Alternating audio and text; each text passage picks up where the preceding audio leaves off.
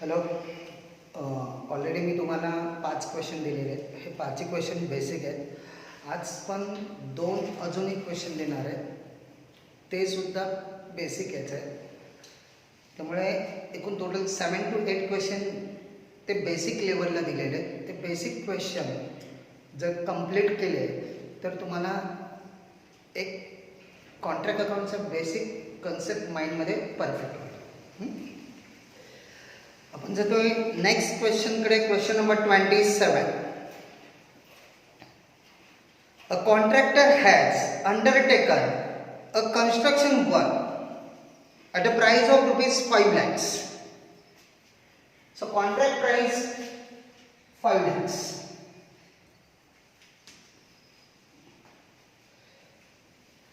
And began the execution of work on 1st January 2016. म्हणजे 1 जानेवारी 2016 पासून आपला कॉन्ट्रॅक्ट स्टार्ट झाला. Following are the particular of the contract up to 31 December 2016. Machinery 30,000, material 1,70,698, wages 1,48,750, direct expenses 6,334, uncertified work WIP मध्ये जाणार क्रेडिटला. Wages outstanding, make a arrow from wages outstanding to wages. Value of the plant on 31st December 2016. Point to be noted here. पहिला item त्यांनी दिलेला आहे machinery 30,000 आणि at the end of the year the value of the plant is given 23,000. Yes, exactly. You will come to know the amount of depreciation. The difference between opening balance and closing balance of the plant is called as a depreciation. Overhead 8,252, material return 3,098, work certified WIP मध्ये जाणार. Cash received cross mark करून ठेवा, कुठेही ते येणार नाही. Material on 31 December 2016 is a closing stock of the material contract अकाउंटच्या क्रेडिटला. It was decided that profit made on the contract in the year should be arrived at by deducting the cost of work certified from the total value of the architect certificate. That 1/3 of the profit so arrived at should be regarded as a provision against the contingency. That such provision should be increased by taking to the credit of profit and loss account only such portion of 2/3 profit as the cash received to the work certified. Prepare the contract account and showing the profit on the contract. हा question त्यांनी विचारला होता December 2017ला. Same question आपण हा सोडवलेला आहे, फक्त अमाऊंटमध्ये change आहे. प्रॅक्टिस म्हणून हा क्वेश्चन परत एकदा घेतोय, तर बेसिक कन्सेप्ट आपल्याला माइंडमध्ये क्लिअर झालं पाहिजे कॉन्ट्रॅक्ट अकाउंटचं. ठीक आहे. प्रॉब्लेममध्ये तसं डिफिकल्ट असं काहीच नाही आहे. Let's start now. Machinery contract अकाउंटमध्ये घेणार नाही आहे. सो मशिनरी मी इथे साईडला लिहून ठेवतो. मशिनरी 30,000 ओपनिंग बॅलन्स कॉन्ट्रॅक्ट अकाउंटमध्ये लिहिणार नाही, because it is asset. Next item आहे material is our expenses 1,70,698. Wages 1,48,750. keep the amount in inner column because outstanding wages आहे तिथे. आपण एरो काढलेला आहे. you will come to know. add outstanding 5380. 148,750 plus 5380 total add करून amount येते 1,54,130. Direct expenses 6,334. Uncertified work WIP मध्ये जातं. So the contract accountच्या credit side ला by WIP, work certified and work uncertified. They are given the amount of work certified, work uncertified, sorry, 9,000.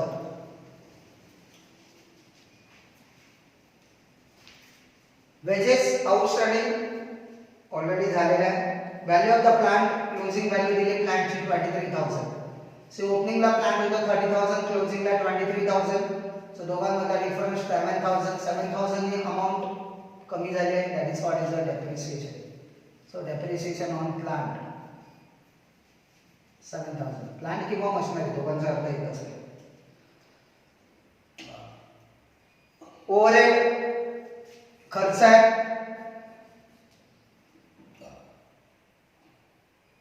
डेबिटला 8252. Material return म्हणजे आपण material return पाठवतो, आपल्याकडे material दिलं credit साईडला, by material return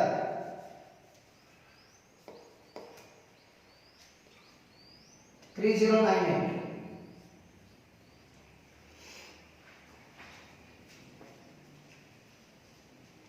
okay. Work certified 3,90,000 WIP मध्ये. परत एकदा आठवण करून देतो, work certified is a part of your contract price. म्हणजे आपलं तेवढं वर्क कंप्लीट झालं ह्या वर्षामध्ये. आपला कॉन्ट्रॅक्ट प्राइस आहे 5 लाख. 5 लाखाचं वर्क आपल्याला कंप्लीट करायचं आहे, त्याच्यापैकी ह्या वर्षामध्ये 3,90,000चं वर्क आपलं कंप्लीट झालं. So 3,90,000 plus 9,000, 3,99,000. कॅश रिसिव्ड 3,60,000, त्याचा कॉन्ट्रॅक्ट मध्ये कुठेही यूज होणार नाहीये. Material on 31 December 2016, material at site, closing stock आहे, material at site. Amount is 3,766. That's it. Problem is over. आता त्यांनी जो नेक्स्ट पॅराग्राफ त्यांनी दिलेला आहे, it was decided that the profit made on the contract in the year, म्हणजे ह्या वर्षात जेवढा आपला प्रॉफिट होणार आहे, should be around at by deducting the cost of work certified. Please underline the word cost of work certified.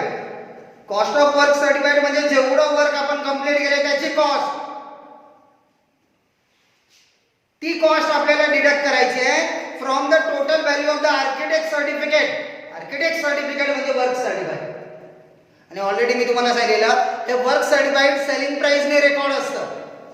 म्हणजे आपल्याला काय करायचं आहे, वर्क सर्टिफाइड ही सेलिंग प्राइस ने आहे आणि वर्क सर्टिफाइडची कॉस्ट त्याच्यातून लेस करायचं. Than you will get the here amount of notional profit. आणि त्या नॉशनल प्रॉफिट पैकी 1/3 of the profit so arrived that should be regarded as a provision against the contingency. यालाच आपण बोलतो रिझर्व फॉर कंटिंजन्सी. म्हणजे notional प्रॉफिटचा 1/3 आपल्याला provision दाखवायची आहे, रिझर्व फॉर कंटिंजन्सी, आणि उरलेला जो 2/3 आहे you have to show as a profit as the cash received to the work certified. Underline the word as the cash received to the work certified.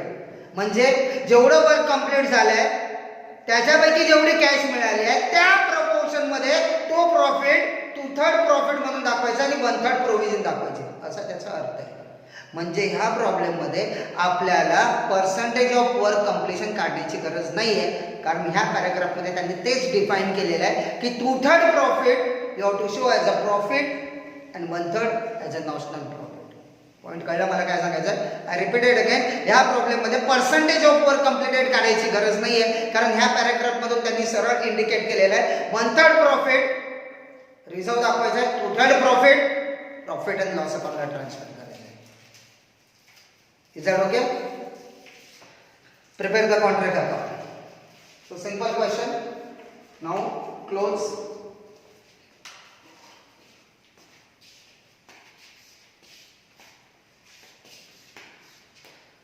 क्रेडिटची total 4,05,864, 4,05,864. डेबिटचा minus केला, to notional profit.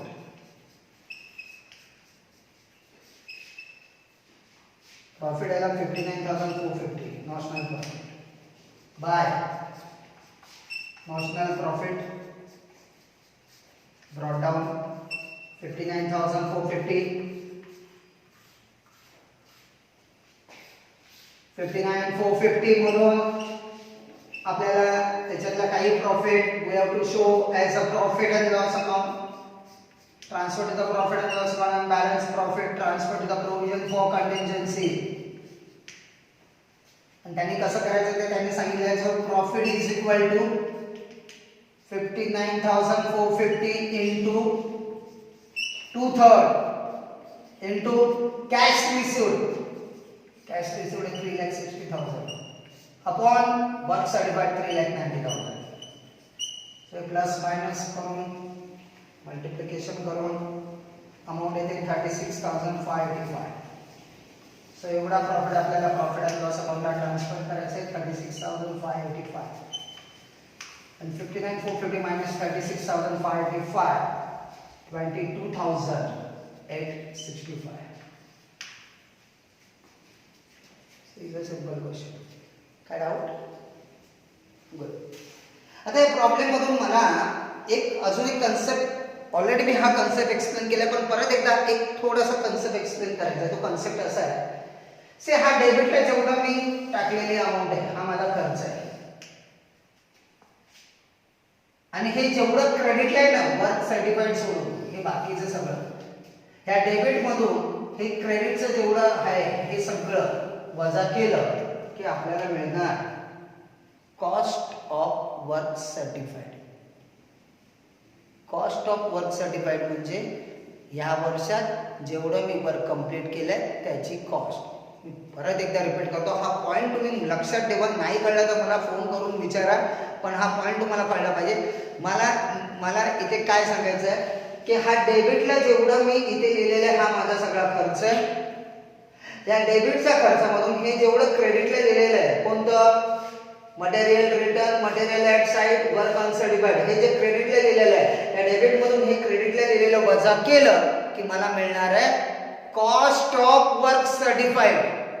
Cost of work certified म्हणजे जेवढं work certified केलं त्याची cost, आणि ही work सर्टिफाईडची selling price आहे. आणि मग त्या दोन्ही अमाऊंट मधला जो अमाऊंट असणार, डिफरन्स असणार आहे, त्याला आपण बोलतो प्रॉफिट. ओके, मला प्रॉब्लेम झालेला आहे आपला. फक्त मला इथे काय एक कन्सेप्ट काय एक्सप्लेन करायचं आहे की कॉस्ट कशी काढतो आपण. म्हणजे ह्या वर्षात मी जेवढा खर्च केलाय तो आणि त्याच्यातून हे जे क्रेडिटला लिहिलं ते वजा केलं की मला मिळणार वर्क सर्टिफाईडची cost, cost of work certified. कारण हे जे वर्क सर्टिफाईड आहे ही सेलिंग प्राइस आहे आणि मला पाहिजे वर्क सर्टिफाईडची कॉस्ट. मग ही कॉस्ट कशी काढणार, या डेबिट मधून क्रेडिटला जे लिहिलेलं आहे ते आपण लेस करणार. Then we will get the amount of cost of work certified. आणि मग त्या वर्क सर्टिफाईडच्या सेलिंग प्राइस मधून लेस केलं की आपल्याला मिळणार नॉमिनल प्रॉफिट. एका प्रॉब्लेम मध्ये मी दाखवलेलं होतं, परत एकदा ह्या प्रॉब्लेम मध्ये मी ते एक्सप्लेन करतो.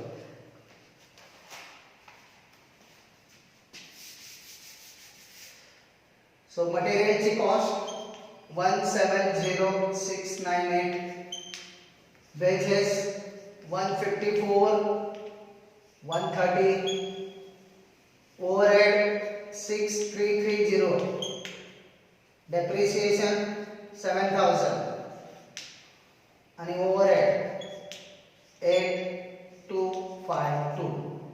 टोटल एवढा मी खर्च केलेला आहे. मग याची टोटल किती येते, तर याची टोटल येते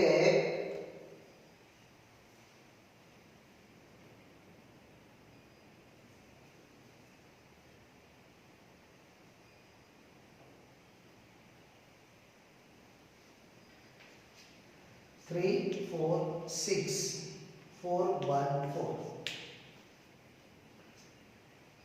हा जो कन्सेप्ट सांगतो हा या क्वेश्चन मधला नाही आहे. क्वेश्चन माझा कंप्लीट झाला आहे, पण मला इथे एक महत्त्वाचा कन्सेप्ट सांगायचा जो मला नेक्स्ट टू नेक्स्ट प्रॉब्लेम मध्ये यूज करायचा आहे, म्हणून मी आता थोडं सांगतो. मी टोटल किती खर्च केला आहे, material, wages, overhead, depreciation, overhead, मी एवढा खर्च केला आहे. म्हणजे टोटल मी ह्या वर्षामध्ये कॉन्ट्रॅक्टवर 3,46,400 रुपये एवढा खर्च केलेला आहे. लेस क्रेडिटचा मी वजा करणार. मटेरियल रिटर्न, मी एवढा मटेरियल रिटर्न पाठवलं. आता ते मटेरियल रिटर्न पाठवलं म्हणजे ते मटेरियल मी ह्या कॉन्ट्रॅक्ट मध्ये यूज केलेलं नाहीये. जर ते मटेरियल मी ह्या कॉन्ट्रॅक्ट मध्ये यूज केलेलं नाहीये म्हणजे त्याची मी कॉस्ट पकडणार नाही, म्हणून ते लेस करणार. लेस मटेरियल ॲट साईट. आता मटेरियल ॲट साईट मी लेस का करणार, कारण सर एवढं मटेरियल माझ्याकडे शिल्लक राहिलं म्हणजे ते मटेरियल मी यूज केलेलं नाहीये आणि म्हणून त्याची कॉस्ट सुद्धा मी या वर्षाच्या कॉन्ट्रॅक्टच्या कॉस्टमध्ये पकडणार नाही.